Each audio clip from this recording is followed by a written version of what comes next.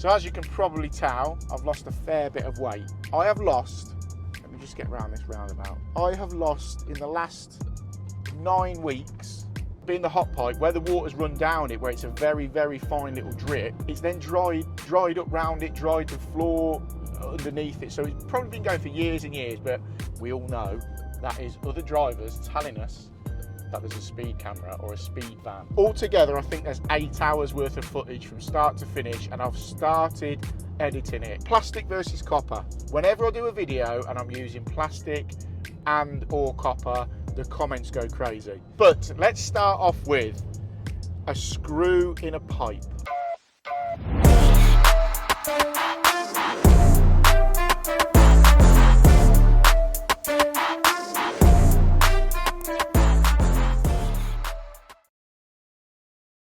So then, we've not done a van chat for a good few months now, and there's a reason behind that, because I've been that busy on a bathroom that lasted for about 3 or 4 weeks, and then before that I was massively busy. But I have been jotting a few things down. I've got it down on a bit of paper here that we can have a chat about, and I know a lot of you like these van chats, and other people comment saying what a waste of time doing a van chat. If you don't like the van chats, then there's plenty of other plumbing videos on the channel. But for those that do, it's just a little bit of an insight into what I've been going on, what's been going on in my world over the last few months, just while I'm driving between jobs in the van. So in this little chat, we're going to talk about, I've got my list here, plastic versus copper. Whenever I do a video and I'm using plastic and or copper, the comments go crazy.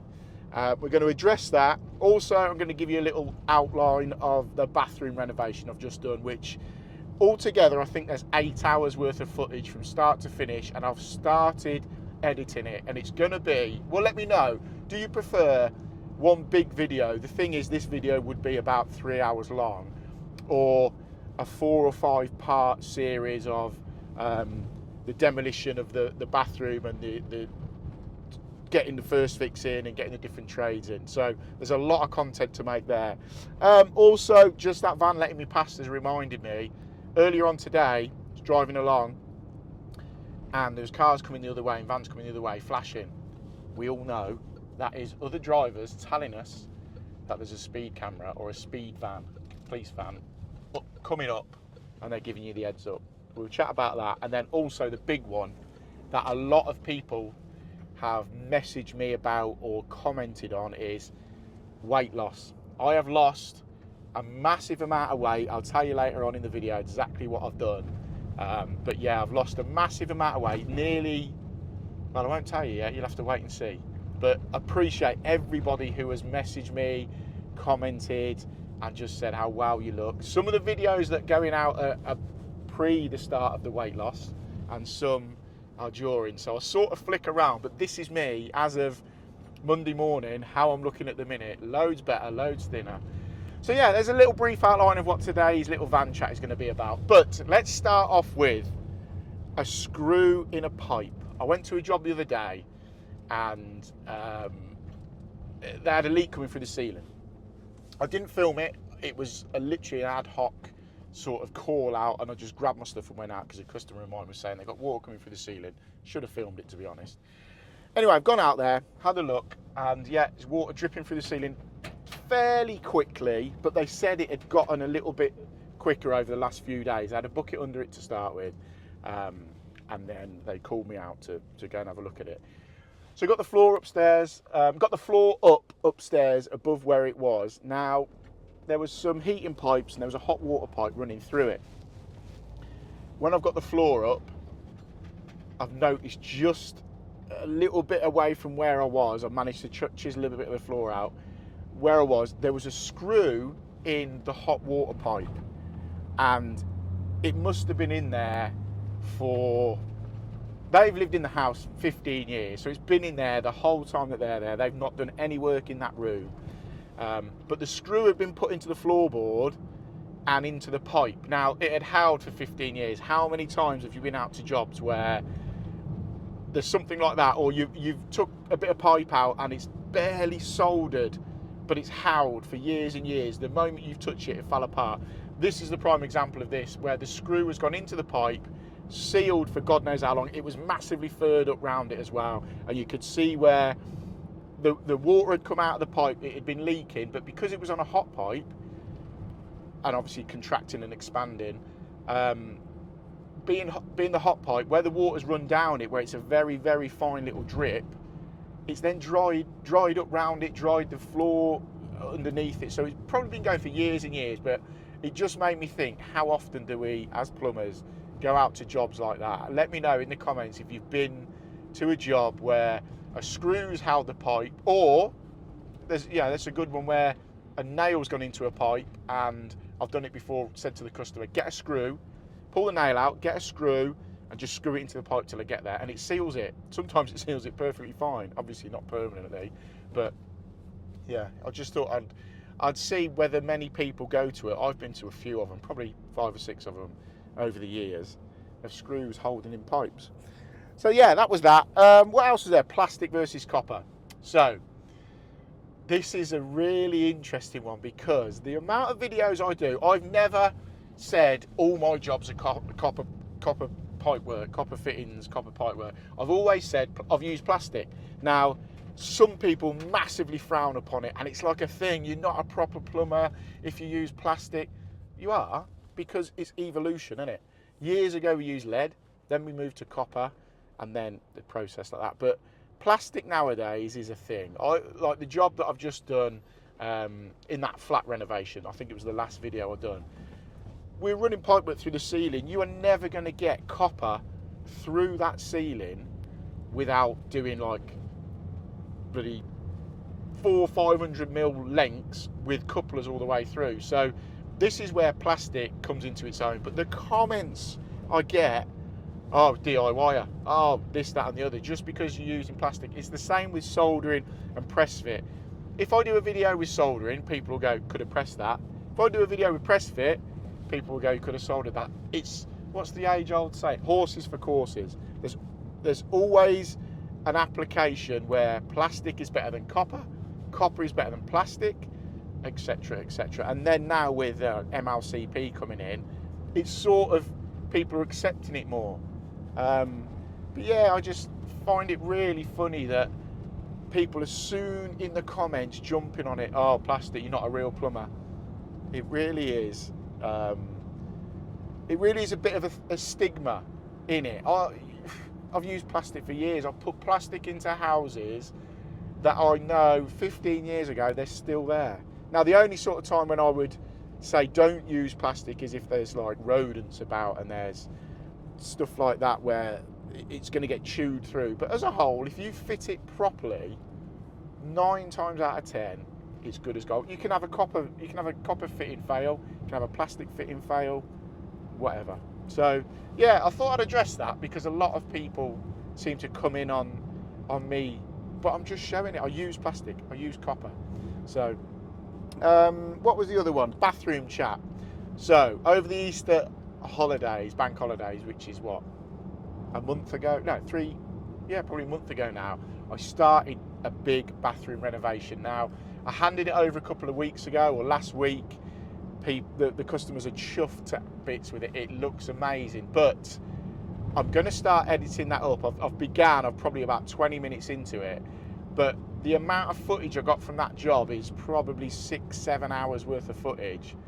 So I'm going to do it in sections. So I'm going to do the rip out and maybe the first fix in one video, the second fix, the different trades coming in and the highlights of that on another video, and then we can start with the second fix, fitting the bathroom suite in. But that was a really good bathroom. Now, I went in over the Easter bank holidays on that because the customers were going away. They were away for a week. It was half term, so they took their kids away. So I was in the Saturday, Sunday, Easter Monday, just to get all the dusty stuff and the demolition done out the way.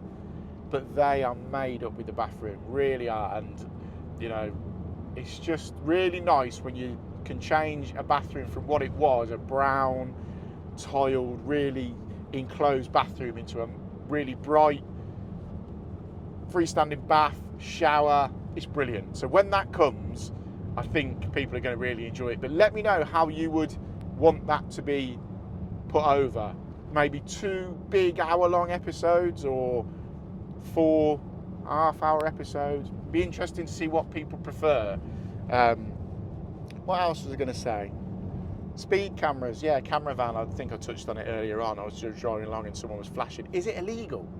Is it illegal to warn people that there's a camera van? Everyone does it, and you're coming the other way and you're flashing. You're going, slow down, there's a camera van there. But I've done it before where if they hadn't have done that, I'm in a world of my own, thinking about what I'm doing, where I'm going, and yeah, your mind just runs away. Before you look down and you do it. Like now, doing 46. Luckily, this road's a 50, but yeah, always flash someone, and always let a van out. Always let, if you're a tradesperson and there's a trade van waiting at a junction, always let them out. Right, weight loss. Interesting one, this one. So as you can probably tell, I've lost a fair bit of weight. I have lost, let me just get around this roundabout. I have lost in the last 9 weeks just under 3 stone. So it got to a point where I felt rubbish about myself. I knew I was putting weight on, but I just find it really hard to try and shift weight. Until that point when in your mind you're like, I feel crap, everything's hard work. Some of you might have known that have been subscribed to the channel for years. About 2 or 3 years ago I did like a 21-day detox and I lost a load of weight. But what I've done this time is I'm going to say it's a game changer. I've lost, I say, nearly 3 stone in 9 weeks. And it is because of Mounjaro. You know, the fat jabs that people are having. I've been on that. Now, massively controversial. Some people get it and they fair play and whatever. Other people are like, no way, you shouldn't be putting that in your body. So Mounjaro was started as I think there's another company, Mounjaro and something else, but it was started, or it was in place originally for type 2 diabetes. So it's been around for years and years. And then I think a few years ago it was noticed that people will lose weight on it. So what I've been on is being completely transparent, because I know people are interested in it. 2.5 milligrams injected once a week on like an EpiPen. So you hardly even know. In my belly, Saturday morning, inject it. Now it suppresses your appetite massively. So I was the prime example for going out and eating junk food, bags of crisps, biscuits, chocolate bars, McDonald's, takeaways. I'll hold my hands up and say my diet was horrific, so bad. But doing these Mounjaro jabs, the fat jabs, has completely changed it. It suppresses your appetite. You don't feel hungry. You obviously have to eat something. You have to drink a lot of water. You have to eat. But you just don't feel hungry. You don't want to snack on anything. You don't want crisps. You don't want chocolate bars. The thought of a McDonald's, bearing in mind I'd probably have 2 or 3 McDonald's a week just because it's easy, don't even want one. In fact, I had one about 2 weeks ago. I thought I'm going to have one and try it. It tasted disgusting. Made me feel rubbish. You can taste the crap inside that McDonald's and that junk food. So yeah, I started on 2.5. I was 126 kilo. So what's that? Is that just over 20 stone? And now 9 weeks later, I am at 112 kilo. So I'm coming down, it's dropping off me. But you can eat what you want. For instance, you could go for a curry, but I guarantee you, go for the normal size curry that you would eat a third of that, a quarter, maybe a third of it, and you would feel that full, like you've just eaten the biggest Christmas dinner you've ever had. You know, on Christmas Day when you nail your Christmas dinner and you sit back on the sofa and you undo your belt and you're like, I cannot eat another thing. That is what I feel now after having a third of the portion size of what I used to have. I used to have like 2 big jacket spuds, tin of beans, cheese, and I'd nail the lot. Now I have a tiny little jacket potato, half a tin of beans. Oh, to be fair, I'll probably have a full tin of beans because beans are good for you, protein. You've got to get your protein in. But I'm full, massively full off that. Yeah, it's been an absolute game changer. So I know it's not going to be for everyone, but for me, it's working a treat. So I've now upped it to 5 milligrams. So once a week, Saturday morning, I inject myself with 5 milligrams of Manjaro, and yeah, it just suppresses your appetite. But yeah, I feel loads better for it. Loads more energy. Clothes are now fitting me. Just look better. You know when someone says to you, you know when you've lost a bit of weight, and someone goes, you look well, you've lost some weight. That just encourages you more. So yeah, I thought I'd address that, and let me know if you want to know a bit more about it, because yeah, it's really worked for me. I know a few other people on it, and some people have lost big numbers. But yeah, I've done 3 stone, or as good as 3 stone in 9 weeks. Yeah, it's worked for me. But yeah, I just thought that would be a little bit of an interesting van chat. I haven't done one for ages. Other little points I want to speak about, but I'll save that for another one. There's an interesting one about TRV valves. So let me know if you enjoy these van chats. Those that do, drop a comment. Let me know. Let me know if there's anything you want me to talk about, anything you want me to address. But if you've enjoyed it, give us a thumbs up. Hit the subscribe button. More plumbing content coming. I've got to get this bathroom video edited because it's going to be a cracker. And also, I'm off to a renewables event this week. I don't really do renewables, but it's something that I thought maybe I should get into. So I'm going to film a little bit of that for you. It's going to be me going in completely new to it. So I think that'll be quite interesting. But yeah, if you've enjoyed this, hit the subscribe button, give us a thumbs up, and I'll catch you on the next one. This weekend, there'll be some good plumbing content coming. Hopefully it's the start of this bathroom.